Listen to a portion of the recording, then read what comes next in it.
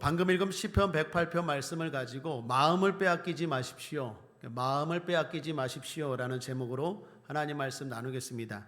인생이 힘들다고 말합니다. 모두 다 힘들다라고 말합니다. 이런 힘든 인생을 이기는 방법 가운데 하나가 사람들은 노래를 불렀습니다.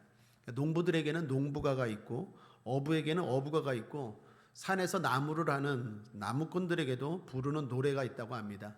왜 노래를 부릅니까? 노래를 부르면 힘이 나기 때문입니다. 군인들도 두려움을 이기고 싸움에서 승리하기 위해 노래를 부르죠. 그게 바로 군가입니다. 군대 가면 제일 먼저 배우는 게 군가입니다. 그만큼 군인에게도 힘이 되기 때문입니다. 노래는 다양한 마음을 담아내죠. 기쁨, 슬픔, 우울함, 괴로움, 분노, 희노애락, 이 모든 것들을 노래가 담습니다. 그만큼 사람의 마음과 형편이 다양하기 때문입니다. 그러나 목적은 동일합니다. 노래를 부르고 나면 어떻습니까? 어느 정도 해소가 되죠. 우리 4층에 노래방이 있는데 애들이 거기 가서 실컷 노래 부르고 나올 때는요 다 은혜가 충만해요. 얼굴이 환해져 갖고 나와요. 세상의 노래도 어느 정도 힘이 있습니다. 그걸 뭐라고 말합니까? 카타르시스라고 하죠. 아우 시원하다, 속이 다 시원하다, 크게 한번 부르고 아니면 슬픈 노래, 아니면 기쁜 노래, 아니면 막 소리라도 지르고 나면 사람들이 어느 정도 인생을 살아갈 힘이 나기 때문입니다. 그런데 하물며 하나님께 하는 찬양은 어떨까요? 찬양은 힘이 있습니까? 없습니까? 있죠. 왜요? 찬양은 반응이 있기 때문이에요. 여러분, 노래는요 독백입니다. 노래한다고 해서 뭐가 지금 나오고 뭐가 생기는 건 아니에요. 그러나 찬양하면 찬양 자체로 나에게도 힘이 되지만 그 찬양에 반응하시는 하나님이 계세요. 그래서 찬양은 능력 중에 능력입니다. 여호사밧 왕이라는 분이 있습니다. 전쟁이 일어났습니다. 전쟁에서 찬양을 했습니다. 어떤 일이 일어납니까? 전쟁에서 승리를 거두게 되죠. 역대하 20장 22, 23절에 보면 그 노래와 찬송이 시작될 때에 여호와께서 복병을 두어 유다를 치러 온 암몬 자손과 모압과 세일산 사람을 치게 하심으로 저희가 패하였으니 곧 암몬과 모압 자손이 일어나 세일산 거민을 쳐서 진멸하고 세일 거민을 멸한 후에는 저희가 피차에 살육하였더라. 그 유명한 말씀입니다. 찬송할 때, 노래할 때, 그것이 시작될 때 하나님께서 전쟁에서 승리케 했다라는 것입니다. 또한 다윗은 어떻습니까? 찬양으로 마귀를 물리쳤죠. 사무엘상 16장 23절에 하나님의 부리신 악신이 사울에게 이를 때에 다윗이 수금을 취하여 손으로 탄즉 사울이 상쾌하여 낫고 악신은 그에게서 떠나더라. 악신은 그에게서 떠나더라. 무슨 말입니까? 찬양은 영적인 능력도 있어요. 찬양하면 여러분 삶 가운데 보이지 않지만 역사하는 악신이, 악한 영이 떠나가더라입니다. 그 외에도 바울과 실라가 빌립보 감옥에서 찬양할 때 옥문이 열렸죠. 기적이 일어났죠. 실제적인 찬양은 능력이 있다라는 것입니다. 영적인 능력, 물질적인 능력, 또한 마음의 심적인 능력입니다. 이스라엘 백성들이 출애굽에서 홍해바다를 건넜습니다. 하나님의 기적 가운데 홍해바다를 건너고 나서 한 일이 뭡니까? 찬양입니다. 그게 출애굽기 15장의 미리암의 노래, 모세의 노래입니다. 여러분 무슨 말입니까? 홍해바다를 건넜어요. 그들이 노래 불렀습니다. 이제는 그렇게 노래 부르면서 찬양하면서 가나안까지 전진하라는 거예요. 아무리 힘들고 어려워도 찬양하라는 거예요. 그런데 조금 가다 보니까 어떤 일이 있습니까? 마라의 쓴물 사건이 일어나죠. 목이 말라요. 이스라엘 백성 홍해바다 건넌 지 딱 3일 되었어요. 3일. 바다를 건너게 하신 하나님인데 그 하나님이 나의 목구멍 물 하나 못 채워줄 걸 의심해서 이스라엘 백성들이 어떻게 합니까? 원망하죠. 3일 전에 찬양했던 그 입술이 3일 후에 원망으로 바뀝니다. 그런데 그 원망이 이스라엘 백성들로 하여금 가나안에 못 들어가게 되는 이유가 돼요. 사랑 여러분, 우리 입술에서 자꾸 원망이 나오면 안 됩니다. 찬양이 터져 나와야 된다라는 것입니다. 엄청난 구원의 능력을 경험한 이스라엘 백성이지만 축복의 땅을 향해 가면서 조금 방심하니까 원망이 튀어나오다라는 거예요. 여러분 욥기를 보면 마귀가 욥에게서 원하는 게 뭐죠?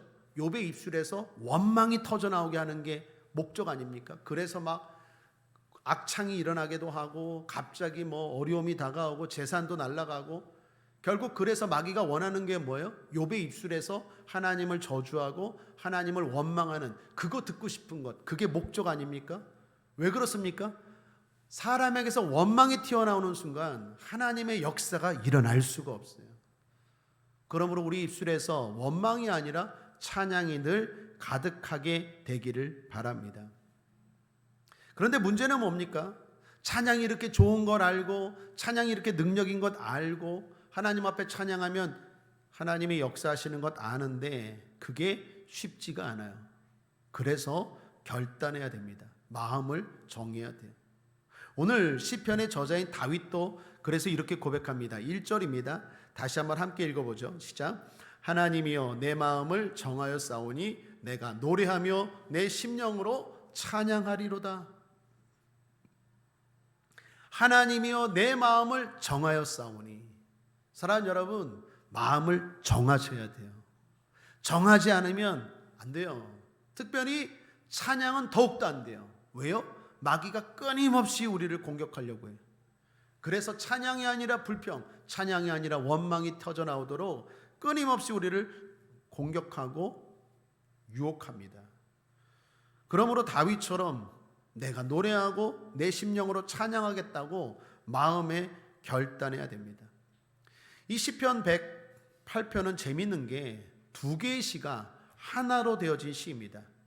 보통 한 개의 시가 두 개로 나누어진 경우는 종종 있는데 이 시편 108편 같은 경우에는 이 시밖에 없어요.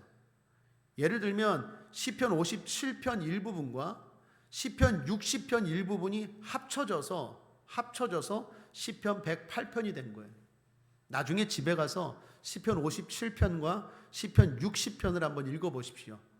거기에 한 단락씩 떼서 시편 108편이 되었다라는 것입니다. 이런 혼합시는 이 시편 108편이 유일합니다. 여러분 이게 무슨 의미일까요? 이런 생각을 해봐요. 다윗이 좋은 찬양을 골라서 했다라는 거예요. 하나님 앞에 영광 돌리고 하나님 앞에 은혜가 되는 찬양들을 골라서 그 마음을 정하고 찬양했다라는 것입니다. 그러므로 여러분께 권면합니다. 찬양하기로 마음을 결단하시길 바라고 좋은 찬양들을 특별히 골라 하기로 결단하시길 바랍니다. 자, 특별히 이런 다윗에게 도전되는 것은 오늘 이 시간 두 가지입니다. 두 가지 나누고 기도하겠는데 첫 번째는 이런 예배와 찬양을 전쟁 앞에서 드렸다라는 거예요. 뭐 앞에서 드렸다고요?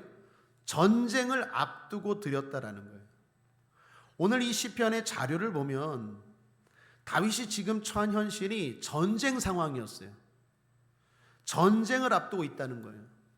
특별히 11절을 보시면 이런 이야기들 나오죠. 하나님이여 주께서 우리를 버리지 아니하셨나이까? 하나님이여 주께서 우리 군대와 함께 나아가지 아니하시나이다. 12절 우리를 도와 대적을 치게 하소서. 대적, 군대 무슨 말입니까?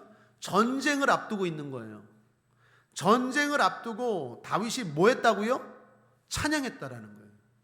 이게 왜 대단합니까? 대단하죠. 사람들이 찬양합시다, 예배합시다, 기도합시다 하면 대부분 못하는 이유가 뭡니까? 바빠요. 바쁘다요, 바쁘대. 바쁘다는 건 무슨 말입니까? 거기에 마음을 빼앗겼다라는 거예요. 근데 다윗은 어떻게 해요? 전쟁이라는 이 위급하고 중요한 순간에 마음을 빼앗기지 않고 하나님께 마음을 집중했다라는 거예요. 특별히 자료에 보면 이때 드린 찬양이요, 상번제 때 드렸던 찬양이래요. 상번제가 뭐냐면 이스라엘 백성들은 아침과 저녁에 항상 하루에 한 번씩 예배를 드려요. 뭐 이번에 카타르인가요?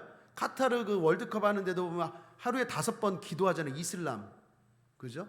그런 것처럼 이스라엘 백성들에게도 하루에 아침과 저녁에 2번 상번제를 드렸거든요. 이 상번제 때 드렸던 찬양이 바로 108편 찬양이에요. 무슨 말입니까? 아무리 내가 전쟁이 있어도 내가 늘 주님 앞에 드리는 예배와 기도를 흔들리지 않았다는 거예요. 이게 결단이에요. 우리는 어떻죠? 바쁘다고 주일 예배 빠지고 힘들다고 뭐 중요한 일 있다고 수요 예배 빠지고. 우리의 문제는 뭡니까? 우리의 찬양과 하나님의 복과 능력이 임하지 못하는 이유가 뭡니까? 그때그때 달라요. 한번 따라 할까요? 그때그때 달라요. 우리의 신앙은 그때그때 달라요. 마음을 좀 딱 정해서 어떤 일이 있어도 나는 주일 예배 안 빠져, 나는 새벽 예배 안 빠져, 나는 철야 예배 안 빠져, 나는 목에 칼이 들어와도 전쟁을 앞에 두고 있어도 나는 돌파 기도회 할 거야, 결단해야죠. 그런데 우리는 그때그때 달라요. 집안에 결혼식이 있으면 주일도 빼먹고, 뭐 조금 뭐 있으면 뭐 하여튼 핑계가 많아요. 그때그때 달라요. 왜요? 마음을 정하지 않으니까 그래요.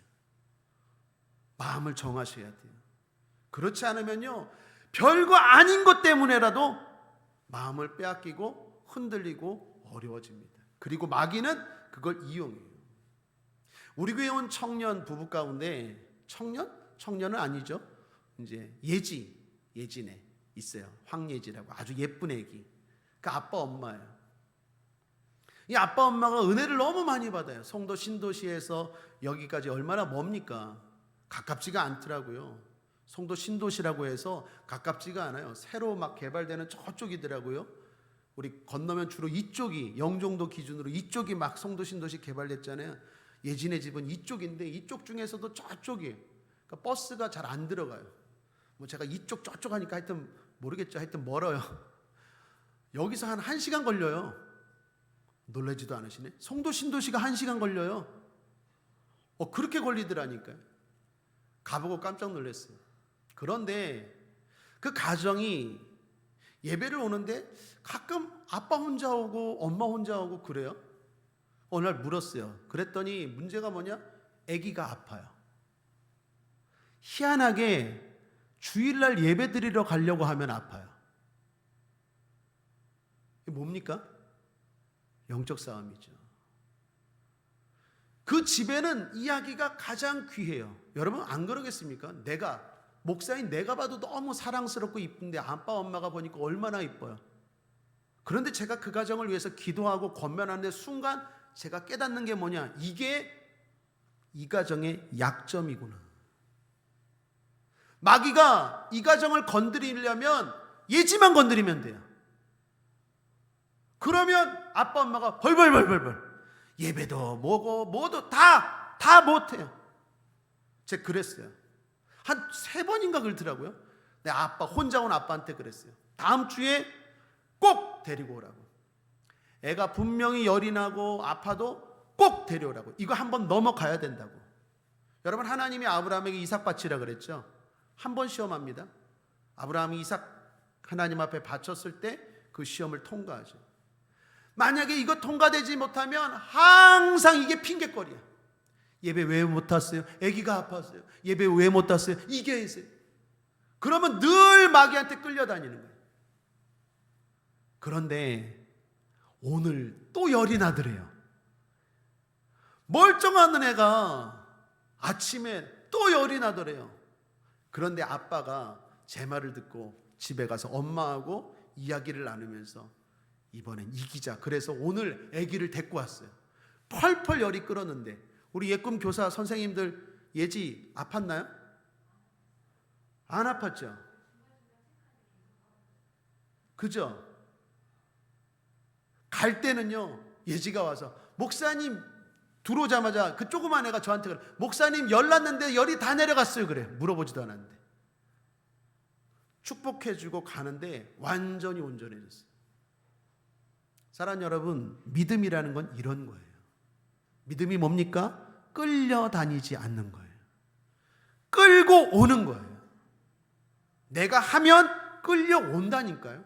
그런데 내가 마음을 정하지 않으면 늘 끌려다녀요. 여기에 끌려다니고 여기에 끌려다니고 여기에 끌려다니고 여기에 맨날 끌려다녀요.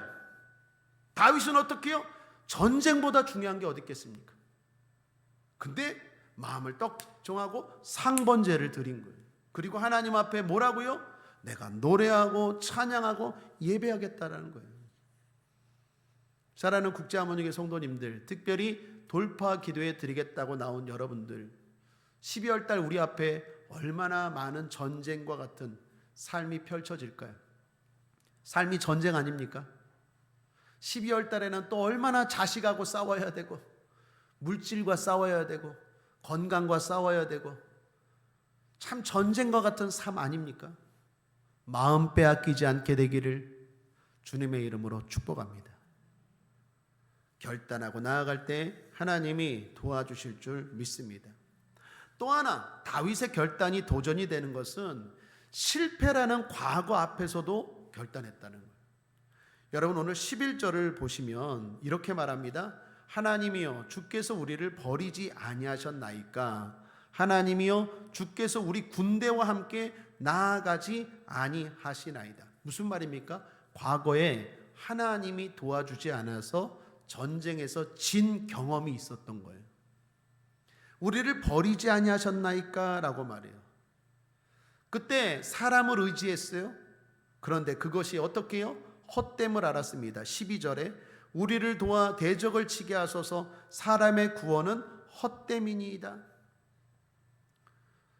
다윗과 그 군대가 하나님을 의지하지 않고 사람을 의지한 결과 실패한 경험이 있었다라는 거예요. 보통 이러면 어떻게 생각할까요? 어떻게 해석할까요? 하나님이 버렸어. 기도해도 안 돼. 보통 이렇게 생각하고 다시 하나님을 의지하지 않을 때가 많아요. 그런데 다윗은 그런 경험에도 불구하고 다시 하나님 앞에 기도했다라는 거예요. 여러분, 하나님이 왜 함께 나아가지 않았을까요? 오늘 낮에 설교한 것처럼 다윗이 뭔가 죄를 지었기 때문에.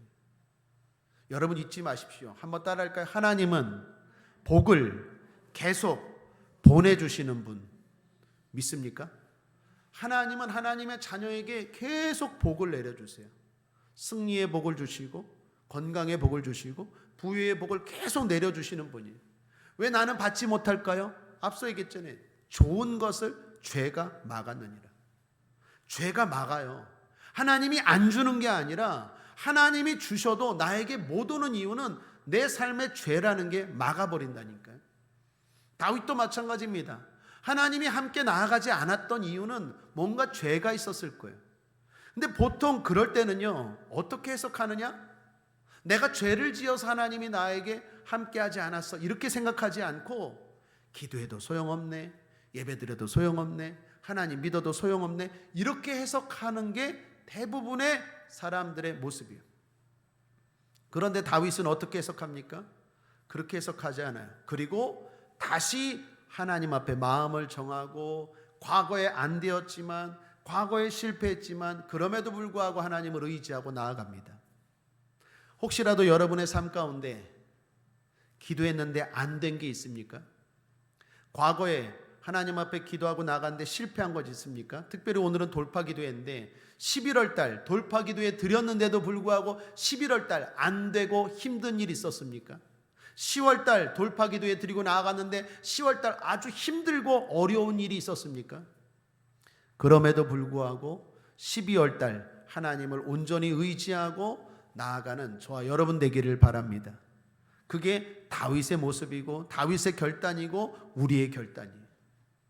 하나님이 잘못해서가 아니라 우리가 잘못해서고, 하나님 앞에 다시 내가 의지하겠다고, 사람의 구원은 헛되다라는 것 기억하고 의지하고 나아갈 때 하나님이 놀랍게 우리를 축복하여 주실 줄 믿습니다. 바쁘고 정신없는 일 때문에 마음을 빼앗기지 마십시오. 늘 하던 대로 찬양하고 기도하고 예배하는 거예요. 과거에 안 된 경험 때문에 마음을 빼앗기지 마십시오. 다시 한번 마음을 새롭게 하고 하나님 의지하면 하나님이 우리 앞길에, 전쟁과 같은 우리 앞길에 승리 주실 줄 믿습니다. 서점에 있는 책 한 권이 제 눈에 들어왔어요. 제목 때문인데 제목이 이렇습니다. 죽고 싶지만 떡볶이는 먹고 싶어. 오늘 예꿈 떡볶이 먹었죠? 이 책이 베스트셀러더라고요. 책 제목이 재미있죠? 죽고 싶지만 떡볶이는 먹고 싶어. 내용이 뭔가 하고 잠깐 봤더니 10년 넘게 기분 부전 장애 들어보셨습니까? 뭔가 봤더니 한마디로 가벼운 우울증이에요. 그러니까 심하지는 않은데 늘 이렇게 우울한 사람 있죠. 아주 심하면 병원에라도 가고 아주 심하면 약이라도 먹을 텐데 그게 아니라 늘 이렇게 다운되어 있어. 그러니까 뭔가 이렇게 활기차지가 않아. 그게 기분 부전 장애래요. 가벼운 우울증 증상이 계속 지속되는 거래요. 이 사람이 정신과 전문의하고 12주간 대화하고 치료한 기록을 쓴 책이 죽고 싶지만 떡볶이는 먹고 싶어요. 제가 놀라운 건요, 이 책에서 주는 메시지가 놀라운 게 아니라 이 책이요 50세 넘게 인쇄가 되었더라고요. 50세 50번을 그러니까 새로 찍었다라는 거예요. 얼마나 많은 사람들이 이 책을 읽었으면. 제가 더 충격받은 건 전문가 있잖아요. 책이 나오면 책 전문가들이 평점을 매겼는데 평점이요 10점 만점에 6점이에요. 평점이 높지도 않아요. 6점이에요. 책 가격도 싸지가 않아요. 15,000원이에요. 15,000원. 근데도 50세 넘게 사람들이 읽을 정도로 불티나게 팔렸대요. 책 소개를 보니까 좀 이해가 돼요. 책 소개가 이래요. 이 책은 겉보기에는 멀쩡하지만 속은 골마있는 지독히도 우울하지도 그렇다고 행복하지도 않은 사람들을 위한 책이며 타인의 시선으로부터 자유롭지 못하고 불완전하고 구질구질한 우리 모두의 이야기다. 이 공감되지 않습니까? 뭐 지독히 우울하지도 않고 그렇다고 딱히 아주 행복하지도 않아요. 그냥 하는 거예요. 우리 국제하모니에게 마을팀처럼 막 즐거워서 띵그덩 띵그덩 이렇게 하는 게 아니라 그냥 하는 거야. 그냥 그런 사람들, 그렇게 인생을 살아가는 사람들의 이야기래요. 이게 사람들에게 완전히 공감이 된 거예요. 무슨 말입니까? 그만큼 우리의 삶에 마음을 못 잡고 늘 그냥 이걸 봐도 재밌지도 않고 이거 봐도 그냥 그냥 그렇게 살아가는 사람들이 너무나 많다라는 거 아니겠어요? 사랑하는 여러분, 하나님 앞에서 마음 가는 대로 내버려 두지 말고 하나님 앞에서 마음을 딱 정하시길 바랍니다. 그럴 때 하나님이 우리 마음에 기쁨을 주시고 우리 마음에 행복을 주실 줄 믿습니다. 유명한 발명왕 에디슨이 한 말입니다. 마음이 지옥을 천국으로 만들 수도 있고 천국을 지옥으로 만들 수도 있다. 결국 그의 수많은 발명 작품은 마음에서 나왔다라는 거예요. 우리가 알다시피 에디슨은 얼마나 많은 실패를 거두었습니까? 그럼에도 불구하고 마음을 빼앗기지 않았다라는 거예요. 마음이 능력이라는 겁니다. 서점에 가면 유명한 작가, 처세 철학의 대가라고 하죠. 데일 카네기라는 사람이 있습니다. 이분이 한 말 가운데 이래요.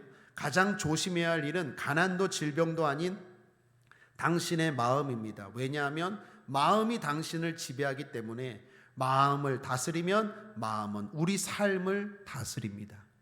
참 멋있지 않습니까? 한번 따라할까요? 마음을 다스리면 마음이 우리 삶을 다스립니다. 마음을 어떻게 다스립니까? 하나님께 정할 때. 내가 예배하기로 결단하고 찬양하기로 결단하고 기도하기로 결단할 때 하나님이 내 마음을 붙잡아 주시고 뿐만 아니라 내 삶을 다스려 주시고 복 주실 줄 믿습니다. 말씀을 정리합니다. 마음을 빼앗기지 마십시오. 전쟁이라는 현실 앞에 자꾸 핑계대면서 끌려가지 마십시오. 딱 정하시고 예배하시고 딱 정하시고 기도하시고 딱 정하시고 찬양하십시오. 과거에 안 된 경험이 있습니까? 그것 때문에 할 맛이 안 납니까? 다시 마음을 정하시고 다윗처럼 하나님을 찬양하고 기도해야겠다 결단하고 나아갈 때 하나님이 우리의 삶을 복되게 다스려 주실 줄 믿습니다.